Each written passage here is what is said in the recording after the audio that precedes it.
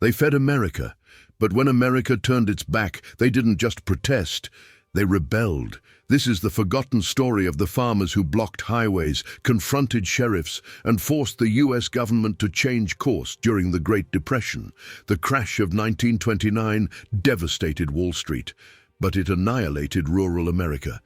By 1931, corn in Iowa sold for 8 cents a bushel. Hogs brought less than the cost to feed them. Banks foreclosed on farms at historic rates. Families who had survived droughts, storms, and wars couldn't survive the banks.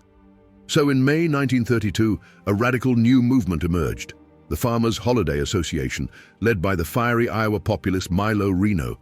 His message was simple: if the cities won't pay us a fair price, we'll stop feeding the cities. The idea spread across Iowa, Nebraska, Minnesota, and the Dakotas. Farmers parked their tractors, formed barricades, and blockaded roads. Milk bound for Sioux City, Omaha, and Des Moines was dumped into ditches, a desperate act during the worst economic crisis in American history.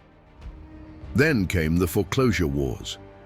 In states like Iowa and Minnesota, banks seized farms almost daily.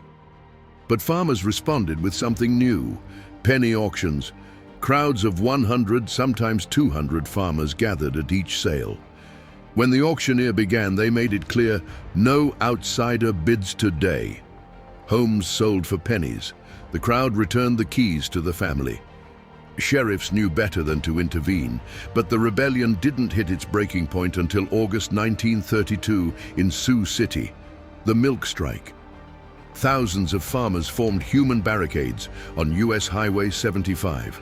They overturned milk wagons, slashed truck tires, and forcibly stopped shipments.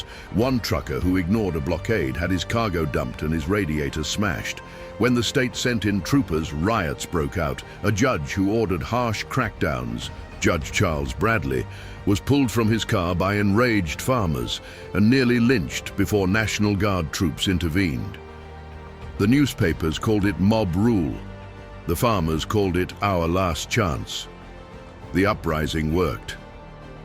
When Franklin D. Roosevelt took office in 1933, he implemented sweeping reforms influenced directly by the farm revolts. The Agricultural Adjustment Act to raise farm prices. Foreclosure moratoriums in states like Iowa, the Frazier-Lemke Act.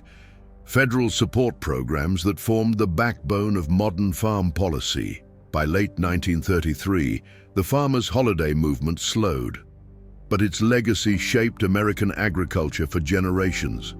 The farmers didn't want violence, they wanted fairness, and when the system ignored them, they proved that ordinary people, with tractors, milk cans, and sheer desperation, could force the most powerful government in the world to listen.